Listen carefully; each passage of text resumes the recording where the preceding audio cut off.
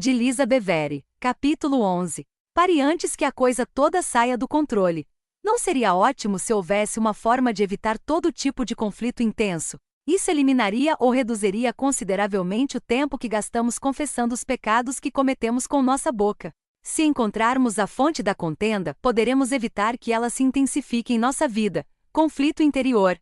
Tiago perguntou: de onde vêm as guerras e contendas que há entre vocês?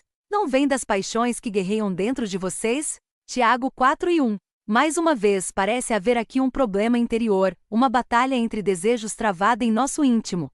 Ele prossegue: vocês cobiçam coisas e não as têm.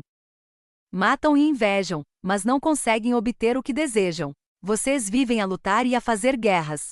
Não têm porque não pedem 4:2. É possível que essa não seja uma batalha nova. Talvez seja a persistência de sintomas de outra luta. E isso se parece muito com o conflito entre Caim e Abel. É inevitável que esse tipo de conflito aconteça quando fazemos de outras pessoas a nossa fonte de provisão. Se elas são a fonte, também podem reter aquilo de que precisamos. Se cremos que outros seres humanos provêem desenvolvimento e segurança, ficamos apreensivas e iradas quando não estamos no controle. Tiago mostra aos seus ouvintes o motivo pelo qual há guerras e contendas entre eles quando, em vez de brigar, poderiam voltar os olhos para o céu e buscar a sabedoria de Deus. Quando pedem, não recebem, pois pedem por motivos errados, para gastarem seus prazeres, declarou Tiago 4:3. Essas palavras costumavam me deixar confusa. Tiago estava se contradizendo? Não. Ele não estava admoestando seus ouvintes a pedir a Deus e então, lhes dizendo que seria inútil fazê-lo. O que estava dizendo então? Creio que podemos usar a seguinte paráfrase para explicar. Vocês sabem por que estão sempre brigando. Por causa do que acontece dentro de vocês. Observem suas motivações. Quando vocês não recebem o que desejam, fazem birra e se tornam destrutivos. Continuam a cobiçar os bens e os cargos de outras pessoas. Estão fora de controle e até matariam para conseguir o que querem. Vocês não podem ter o que querem.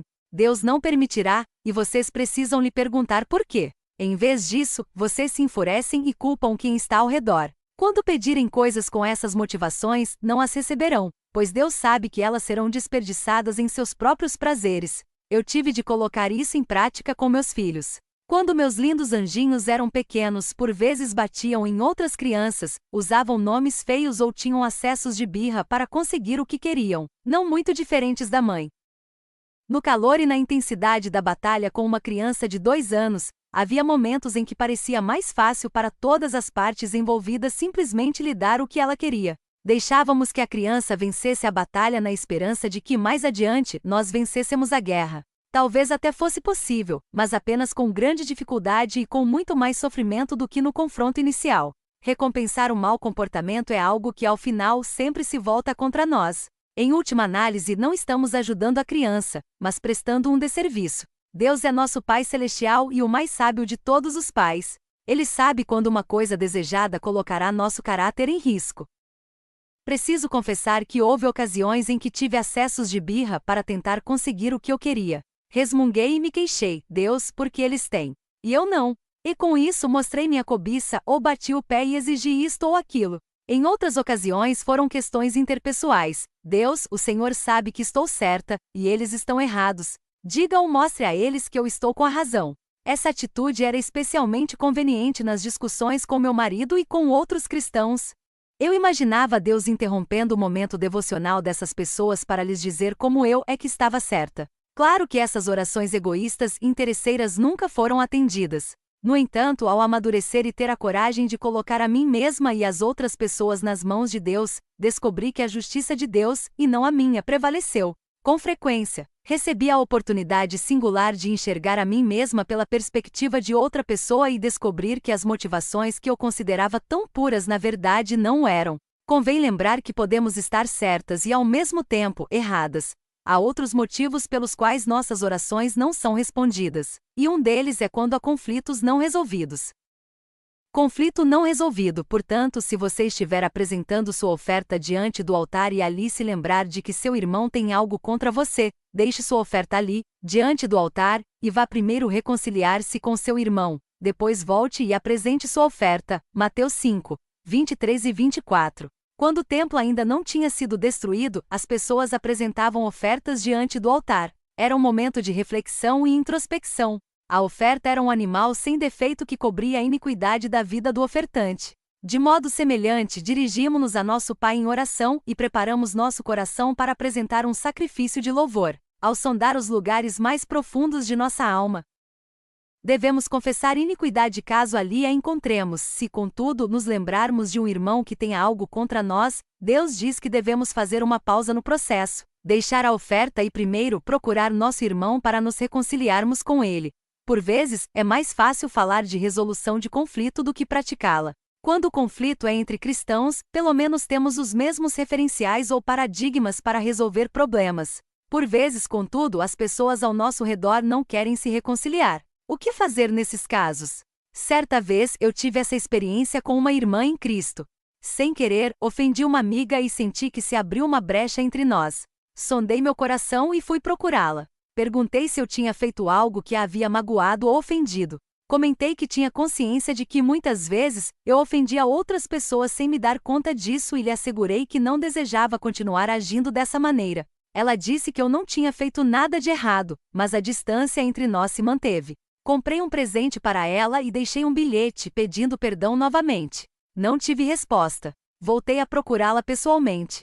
Ela me garantiu que eu não havia feito nada de errado, mas o distanciamento persistiu. Procurei, então, uma amiga em comum e perguntei se ela sabia o que eu tinha feito para ofender aquela pessoa. Ela não fazia ideia. Por fim, depois de ouvir tudo o que eu tinha a dizer, ela perguntou: Lisa, você pediu perdão a ela? Sim, respondi. Você a procurou? Sim, várias vezes. Se você fez tudo isso e ela não quer conversar, é hora de deixá-la quieta. Suas palavras me libertaram. Eu entendi que havia obedecido à instrução de Romanos 12:18. Façam todo o possível para viver em paz com todos. Havia me sentido extremamente culpada e perdida porque nem mesmo sabia ao certo qual tinha sido a minha transgressão. Na verdade, é bem possível que ela não gostasse mais da nossa amizade, ou que nossos momentos de vida tivessem mudado. Vejo alguns amigos entrarem em minha vida e dela saírem enquanto Deus realiza sua obra em mim ou neles. Temos a responsabilidade de orar por reconciliação e perguntar a Deus qual deve ser nosso papel nesse processo. Se com humildade e amor, procurarmos a pessoa com quem desejamos nos reconciliar e ainda assim, formos rejeitadas, por vezes é porque ela não está em condições de interagir conosco. Ninguém gosta de se sentir rejeitado. A rejeição dói, mas não fracassamos quando obedecemos à palavra de Deus. E se o conflito não é com o irmão em Cristo, mas com o adversário? Deus também nos aconselha a esse respeito. Entre em acordo depressa com seu adversário que pretende levá-lo ao tribunal. Faça isso enquanto ainda estiver com ele a caminho, pois, caso contrário, ele poderá entregá-lo ao juiz, e o juiz ao guarda, e você poderá ser jogado na prisão. Eu lhe garanto que você não sairá de lá enquanto não pagar o último centavo. Mateus 5, 25 e 26. Esse adversário está tão determinado que levará você ao tribunal. Podemos quase ver a cena. Ocorre uma discussão acalorada que parece impossível de resolver. Cada lado se mantém irredutível em seu posicionamento. Por fim, um deles se cansa e resolve ajuizar um processo contra o outro. Agarra o outro pelo braço e diz: agora quem vai resolver é o tribunal. Antes que o outro sujeito consiga raciocinar, está sendo arrastado às pressas pelas ruas cheias do centro da cidade até o fórum. É preciso pensar rapidamente. Quer se sujeitar aos custos e constrangimentos de um processo legal? Ou seria melhor resolver a questão fora do tribunal e poupar-se de todo o incômodo e despesa? Sempre é melhor resolver as coisas sem levá-las ao tribunal. Portanto, no caminho, ele começa a negociar um acordo. Como diz uma tradução, concorde com seu adversário. Jesus nos incentiva a chegar a um acordo antes que tenhamos de comparecer perante o juiz. O que funciona no caso de um inimigo certamente dará certo no caso do marido ou de amigos. O fato de eu falar o que vinha à minha cabeça por tanto tempo tornou essa parte do processo bastante difícil para mim. Na verdade, minha boca era a manifestação exterior da minha condição interior de orgulho. Houve um tempo em que tive conflitos com um ente querido, algo que não se resolvia. Essa pessoa apresentava seu argumento, e eu apresentava o meu. Era como uma partida de tênis sem esperança de desfecho. Então, pedimos a ajuda de um conselheiro cristão. Depois de um encontro, eu me senti emocionalmente esgotada e imaginei que nem mesmo o aconselhamento poderia nos ajudar. Havíamos apenas desenterrado o passado e magoado mais um ao outro. Quando John e eu, desalentados, estávamos voltando para casa, algo me ocorreu. Não importa quem esteja com a razão. Não vou mais me defender nem defender meus posicionamentos. Creio que estou certa e estou tentando fazer com que essa pessoa concorde comigo. Isso não vai acontecer. Mas eu amo essa pessoa e, certa ou errada, eu prejudiquei nosso relacionamento. Portanto, farei o que for necessário para que haja reconciliação. Pela primeira vez em anos, fui dormir esperançosa de que Deus poderia realizar sua obra em nossa vida. No dia seguinte, quando voltamos a nos encontrar com o conselheiro, a primeira coisa que eu disse para a outra pessoa foi: só quero que você saiba que sinto muito por tudo. A princípio, não fez diferença para a outra pessoa, mas de imediato fez diferença para mim. Creio que o conselheiro se perguntou o que estava acontecendo comigo, levando em consideração a mudança radical em relação ao encontro anterior. A outra pessoa mencionou mais um incidente para que o avaliássemos. Sinto muito, disse eu. Não ofereci desculpas nem justificativas. Apenas disse que sentia muito. Outro incidente veio à baila e mais uma vez respondi apenas com sinto muito. Em pouco tempo a tempestade entre nós foi se acalmando. Abraçamo-nos e saímos de lá ansiosos para passar algum tempo juntos no dia seguinte. Deus é fiel à sua palavra quando nos sujeitamos a ela e andamos em conformidade com ela. Talvez a mudança não aconteça de imediato, mas certamente acontecerá. Mesmo que o coração de outra pessoa ainda esteja cheio de raiva em relação a nós, Deus nos guardará em perfeita paz. Muitas vezes essa é uma situação extremamente difícil para nós, em especial quando temos um histórico de problemas com ira. A última coisa que desejamos fazer é ser a primeira pessoa a se render. Queremos lutar até o final. Eu tinha a impressão equivocada de que estava vencendo quando conseguia ter a última palavra, mesmo que de soslaio. Eu pensava que quem vencia era aquele que acertava mais golpes. Mas eu estava errada. Jamais vencemos quando não temos o controle de nossa boca, o que, aliás, é algo fundamental. O poder da língua, todos tropeçamos de muitas maneiras.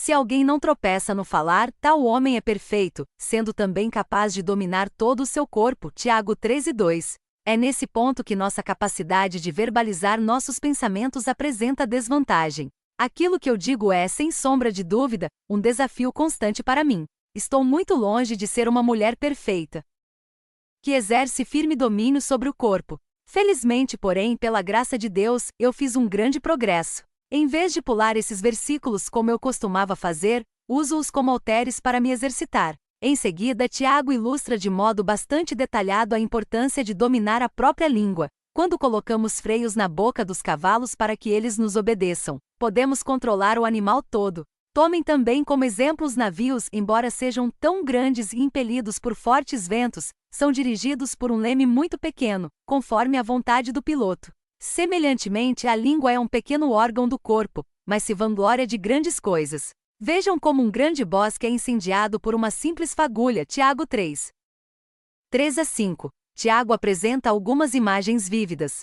Primeiro, temos o cavalo, que é bem maior e mais forte do que o homem, mas pode ser conduzido ou detido pelo freio em sua boca. Pensei, em mais de uma ocasião, que essa seria uma excelente invenção para os seres humanos também. Em seguida, temos um enorme navio que corta os mares, mas é dirigido por um pequeno leme controlado pelo piloto. Temos também a língua, que, embora seja comparativamente pequena, dirige o curso de nossa vida. É como uma pequena fagulha capaz de destruir um grande bosque. Assim também a língua é um fogo, é um mundo de iniquidade. Colocada entre os membros do nosso corpo, contamina a pessoa por inteiro, incendeia todo o curso de sua vida, sendo ela mesma incendiada pelo inferno. Tiago 3:6. Tiago relacionou a língua diretamente ao fogo e disse que ela é um mundo de iniquidade entre os membros do corpo. Tem o potencial de nos contaminar por inteiro e de nos fazer trilhar o caminho da destruição. Também tem o poder de nos remover do reino das trevas e nos transportar para o reino da luz. Se você confessar com a sua boca que Jesus é Senhor e crer em seu coração que Deus o ressuscitou dentre os mortos, será salvo. Pois com o coração se crê para a justiça, e com a boca se confessa para a salvação. Romanos 10, 9 e 10, grifo da autora. A mesma coisa que nos coloca em apuros também pode nos tirar deles. A língua tem poder sobre a vida e sobre a morte, os que gostam de usá-la comerão do seu fruto. Provérbios 18 e 21. Fomos formadas à semelhança de nosso Pai, que usa suas palavras para criar e dar vida. Isso significa que devemos escolher abençoar as outras pessoas com nossas palavras em vez de sujeitá-las. Somos chamadas a ser perfeitas como Ele é perfeito. Ele não exige perfeição física. A chave é aquilo que falamos. Quando colocamos um freio na língua, conseguimos controlar todo o nosso ser e sujeitá-lo à palavra da verdade.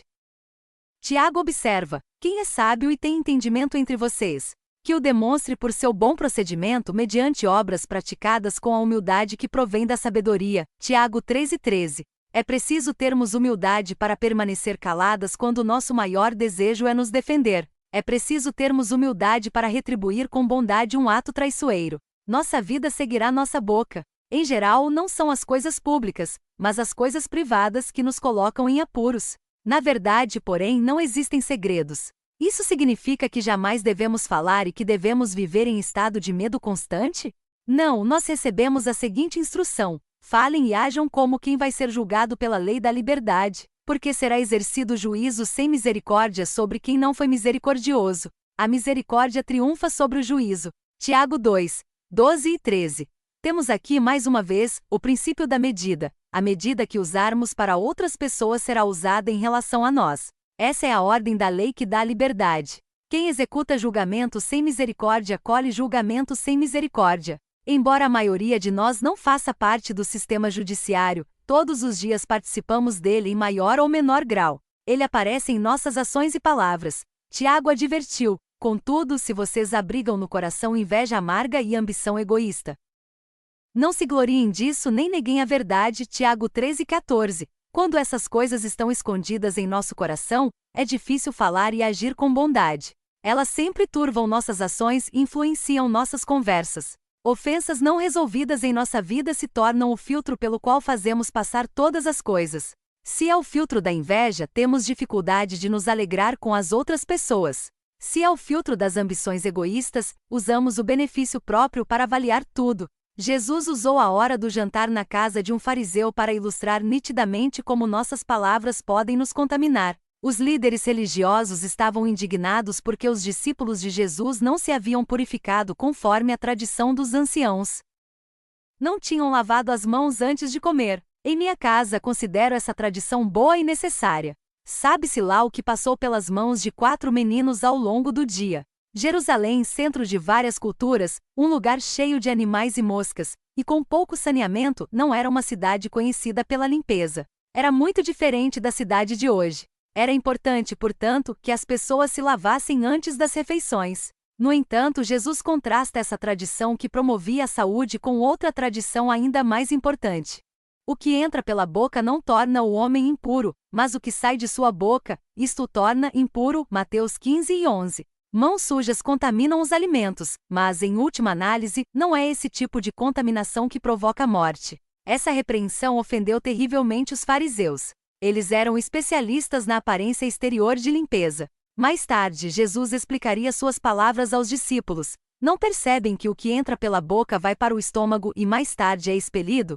Mas as coisas que saem da boca vêm do coração, e são essas que tornam o homem impuro. Mateus 15:17 e 18. Questões do coração. Mais uma vez vemos que, cedo ou tarde, a boca fala do que está cheio o coração.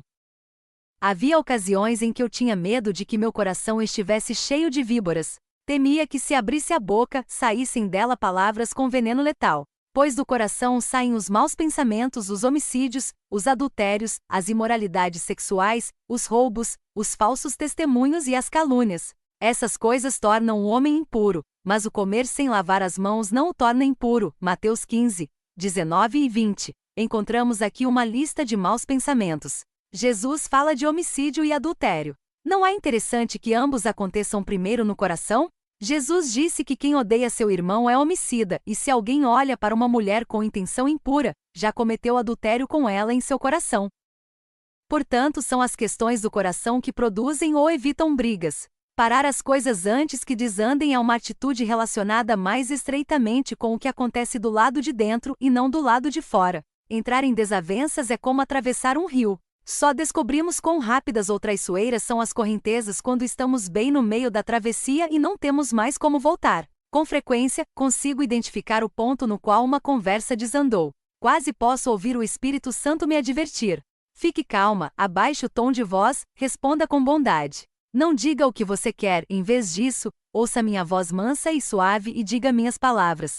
Às vezes, sou obediente e atenta a essas palavras, outras vezes, tento inserir mais um comentário antes de obedecer e descubro como minha insensatez custa caro. Provérbios 15:1 nos instrui: a resposta calma desvia a fúria, mas a palavra ríspida desperta a ira. O segredo para sermos ouvidas. Descobri o segredo para ser ouvida. Na verdade, é bastante simples. Quando desejamos ser ouvidas, temos de transmitir nossa mensagem da maneira que gostaríamos de ouvi-la. Meus filhos, meu marido, meus empregadores, meu cachorro, aliás, todos ao meu redor ouvem com maior atenção quando me mostro mais mansa e serena. Sei que prefiro que os outros falem comigo em tom gentil e respeitoso. Consigo ouvir muito melhor quando não gritam comigo. Não é o volume ou a repetição de palavras que chamam a atenção e obtêm o respeito e o compromisso alheios, é o peso daquilo que dizemos e o tom em que falamos. Ninguém leva a sério uma pessoa que está dando chilique. Talvez saiam do caminho dela por um instante, mas isso terá um preço depois. Perdemos a calma e levantamos o tom de voz por vários motivos. Eis alguns deles. 1. Temos medo de que não estejamos sendo ouvidas. 2. Gritar produziu resultados, aquilo que queríamos no passado. 3. Queremos intimidar ou controlar as outras pessoas.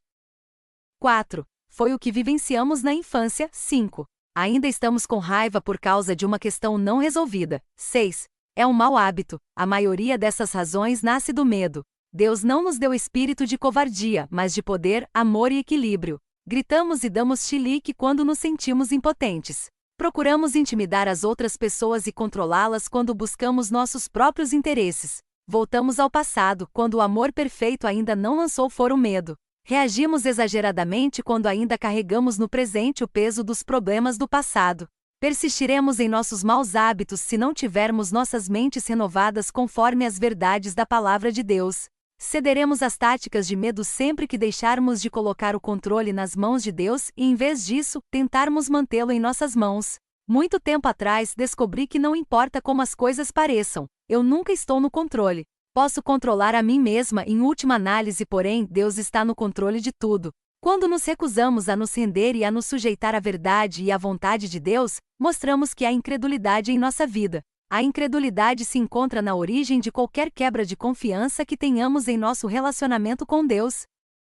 Temos medo de que Ele não nos livre ou que não faça a situação cooperar para nosso bem e, portanto, assim como os filhos de Israel à beira de sua terra prometida, gememos. E quanto a nossos cônjuges e filhos? Em outras palavras, e quanto a mim? E quanto a meus entes queridos? Mas, para que paremos antes que as coisas desandem, temos de confessar toda e qualquer área de incredulidade e entregá-la a Deus. Temos de tomar em nosso coração a firme decisão de crer de uma vez por todas que se honrarmos a Deus ao nos sujeitarmos à sua palavra, Ele honrará sua palavra e transformará nossas circunstâncias. Temos de tomar a firme decisão de governar nosso espírito e nossa vida em conformidade com os estatutos de Deus. Temos de parar de ser insensatas e nos apegar à sabedoria. O tolo dá vazão à sua ira, mas o sábio domina-se. Provérbios 29:11. Quem dá vazão a toda a sua ira é tolo. Um dos principais requisitos para nos irarmos sem fazer tolices é manter a calma. Dar vazão significa falar impensadamente, desabafar, soltar ou verbalizar. Imagine guardas vigiando sua boca. Eles estão ali para garantir que algumas palavras nunca passem por seus lábios. A pessoa sábia tem os mesmos sentimentos e as mesmas palavras que clamam insistentemente para ser expressas, mas ela se guarda, ela está no controle, e não fora de controle. Quando são muitas as palavras, o pecado está presente, mas quem controla a língua é sensato. A língua dos justos é prata escolhida, mas o coração dos ímpios quase não tem valor. Provérbios 10:19 e 20. Quando damos vazão à ira, geralmente usamos uma porção de palavras negativas. A mulher sábia pode falar, deseja falar, mas exerce domínio sobre suas palavras. Quando a pessoa justa fala, usa palavras cuidadosamente escolhidas, palavras que têm valor, e não palavras inconsequentes e prejudiciais. Observe mais uma vez o paralelo traçado entre língua e coração. Língua descontrolada igual coração perverso, língua controlada igual coração sábio. Há mais um passo que temos de dar. Escolha ignorar ofensas. A sabedoria do homem lhe dá paciência, sua glória é ignorar as ofensas. Provérbios 19:11. Vemos aqui também que a pessoa tardia para se irar é tardia para falar e, portanto, tardia para pecar. O escritor de Provérbios diz que nossa glória se encontra em ignorar transgressões ou ofensas. Agir dessa forma dá à pessoa cristã honra, louvor, eminência e distinção. Quando adotamos essa conduta, seguimos o exemplo de Cristo. Para isso vocês foram chamados. Pois também Cristo sofreu no lugar de vocês, deixando-lhes exemplo, para que sigam os seus passos. Ele não cometeu pecado algum, e nenhum engano foi encontrado em sua boca. Quando insultado, não revidava, quando sofria, não fazia ameaças, mas entregava-se àquele que julga com justiça. 1 Pedro 2, 21 a 23. Só será possível ignorar ofensas, insultos e ameaças se estivermos firmemente comprometidas com nosso Pai, o justo juiz. Muitas vezes, quando nossos filhos têm alguma divergência, recorrem a nosso senso de imparcialidade. Um deles diz: ele não está fazendo as tarefas domésticas dele ou ele passou tempo demais no computador. Evidentemente, seu desejo é que primeiro sua causa seja ouvida e, de preferência, que seu desejo seja atendido, e em segundo lugar, que a justiça seja feita. John e eu costumamos intervir e arbitrar da melhor maneira possível, mas muitas vezes, nossos filhos não consideram justas nossas decisões. Quando isso acontece, existe o perigo de eles próprios tomarem as providências. Não estou falando de resolução de conflito, algo que incentivamos. Estou falando de vingança por supostas ofensas. Por que você bateu no seu irmão? Porque ele. Você conhece bem a lista de razões. Quando dizemos que eles devem apresentar o problema a nós em vez de bater no irmão. Não é raro ouvirmos, mas da última vez, vocês não fizeram nada. Traduzindo, não gostei da forma de vocês lidarem com a situação da última vez e, portanto, não vou me arriscar dessa vez. Eu mesmo vou resolvê-la. John e eu somos os primeiros a reconhecer que cometemos erros como pais, mas felizmente Deus não erra. Ele é o justo e perfeito juiz. Seu veredicto e sua sentença talvez não venham no tempo e da forma que gostaríamos, mas seus caminhos são perfeitos, enquanto os nossos são falhos. Quando ignoramos uma ofensa, somos como crianças confiantes que dizem: Pai, eu sei que posso confiar no Senhor. Esse problema é grande e aflitivo demais para mim. Não vou revidar. Em vez disso, coloco a situação aos teus pés e perdoo. Agir desse modo é sinal de nobreza. É imitar e seguir o Filho de Deus em nossa vida terrena. Jesus disse a seus discípulos: se seu irmão pecar contra você 7 vezes no dia, e 7 vezes voltar a você e disser: estou arrependido, perdoe-lhe. Lucas 17:4. Haverá ofensas que cada um nós terá de ignorar, ou seja, relevar e enxergar para além delas ou acima delas. Ignorar uma ofensa é oferecer graça e misericórdia quando preferíamos aplicar julgamento. Recapitulando, eis algumas opções úteis para você parar antes que as coisas desandem. 1. Examinar o próprio coração à luz da palavra de Deus. 2. Resolver conflitos pendentes. 3.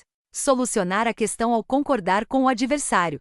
4. Controlar a própria língua. 5. Ser misericordiosa. 6. Ser honesta. 7. Responder calmamente. 8. Dirigir-se a outras pessoas como gostaria que elas falassem com você. 9. Escolher as palavras com sabedoria. 10. Ignorar ofensas e entregá-las a Deus. No capítulo seguinte, vamos tratar das consequências físicas da ira doentia. Nunca é demais valorizar a importância de resolver conflitos de maneira saudável. Pai Celestial, dirijo-me ao Senhor em nome de Jesus. Sei que é possível evitar alguns conflitos. Escolho caminhar na luz de sua verdade e como filha do Altíssimo. Crie em mim um coração puro a fim de que eu possa ouvir sua voz e não pecar contra o Senhor. Sempre que possível desejo viver em paz com todos. Guardarei sua palavra em meu coração para não pecar contra o Senhor. Espírito Santo, ajude-me a escolher minhas palavras de forma que honrem a Deus. Ajude-me a ignorar algumas ofensas. Sei que por vezes serão coisas pequenas e insignificantes, mas em outras ocasiões, terei de abrir mão de coisas extremamente aflitivas. Pai, escolho confiar no Senhor. Perdoe quaisquer áreas de nosso relacionamento em que a incredulidade me tenha afastado do Senhor. Renuncio a todo o domínio exercido pelo medo e escolho andar em poder, amor e equilíbrio.